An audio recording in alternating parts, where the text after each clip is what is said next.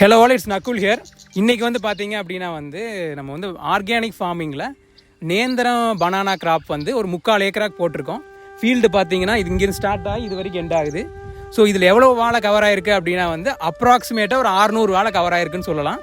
So இது பார்த்தீங்க அப்படின்னா இப்போதைக்கு பார்த்தீங்கன்னா அந்த ஒரு சிலது மட்டும்தான் விசிபிளாக இருக்கும். இது டே 10. இன்னும் ஒரு 20 டேஸ் கழித்து பார்த்தோம் அப்படின்னா தளைஞ்சு வர்றது கண்டிப்பாக பார்க்க முடியும். இதுக்கு நடுவில் பார்த்தீங்க அப்படின்னா இந்த ஃபீல்டே பார்த்தீங்கன்னா ஒரு பயிர் மாதிரி இருக்குது. அது என்ன பயிர் அப்படின்னா நரிப்பயிர் அப்படின்னு சொல்கிறாங்க. இது எதுக்கு பண்ணுறோம் அப்படின்னா ஆக்சுவலாக நம்மளது 100% ஆர்கானிக் தான். நம்ம ஈவன் இந்த களை கூட நம்ம களைக்கொல்லி அடிக்கிறது இல்லை. ஸோ இதை நம்ம மேனுவலாக ஆள் விட்டு தான் நம்ம களை எடுப்போம்னு சொல்லலாம். ஸோ இதை இந்த குறைக்கிறக்க வேண்டி இந்த நரிப்பயிர் உள்ளே போட்டோம் அப்படின்னா இந்த களையை அரெஸ்ட் பண்ணும் அப்படின்னு சொன்னாங்க. ஸோ அதனால் இந்த ஃபீல்டில் நம்ம நரிப்பயிர் போட்டிருக்கோம். ஸோ இது எப்படி வருது அப்படிங்கிறத பார்ப்போம்.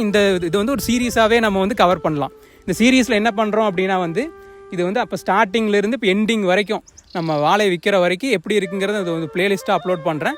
அதுபோக இதில் என்ன ஃபர்டிலைசர் கொடுக்குறோம், ஏன்னா கம்ப்ளீட்லி ஆர்கானிக்காக பண்ணுறதுனால அது ஆர்கானிக் ப்ராசஸ் என்னென்ன டியூரேஷனுக்கு என்னென்ன இது கொடுக்குறோம். ஃபீல்டு ரெடி பண்ணது பார்த்தீங்கன்னா டோட்டலாக 3 உழவு போட்டிருக்குன்னு சொல்லலாம். ஃபர்ஸ்ட் 2 உழவு போட்டதுக்கப்புறம் சாணிக்கு இப்போ பார்த்தீங்க அப்படின்னா 3 டிராக்டர் போட்டிருக்கு. போட்டு ஒரு ஃபைனல் உழவு போட்டிருக்குன்னு சொல்லலாம். யூஸ்வலாக ஒரு ஏக்கருக்கு ஒரு 7லேருந்து 8 டிராக்டருக்கு இப்போ போடுவாங்க. இது ஆல்ரெடி விவசாயம் பண்ணி ஆல்ரெடி போன இதில் போட்டதுனால இப்போ நாங்கள் கம்மியாக போட்டிருக்கோம்னு சொல்லலாம். 3/4 ஏக்கருக்கு ஒரு 3 டிராக்டர் போட்டிருக்கோம். அப்புறம் இந்த நரிப்பயிருக்குமே பார்த்தீங்கன்னா ஒரு நடுவில் ஒரு லைட்டான ஒரு மழை மட்டும் பேஞ்சுது அப்படின்னா ஒரு பெட்டரான ஒரு ஈல்டு இருக்கும்னு நினைக்கிறேன். ஏன்னா இப்போ நம்ம ஒரு லைனுக்கும் இன்னொரு லைனுக்கும் நடுவில் கேப் இருக்குது. நம்ம தண்ணியுமே நம்ம ஒரு ஷார்ட்டேஜ் இருக்கிறனால ஒரு குறிப்பிட்ட டைம் தான் விடுறோம்.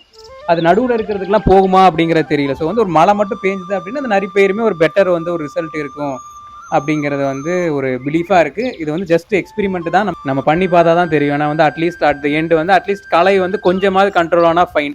அதுதான் expectation. Will wait and watch என்ன நடக்குது அப்படிங்கிறது இதில் செக் பண்ணி பார்க்கலாம். இது பார்த்தீங்கன்னா டே 10.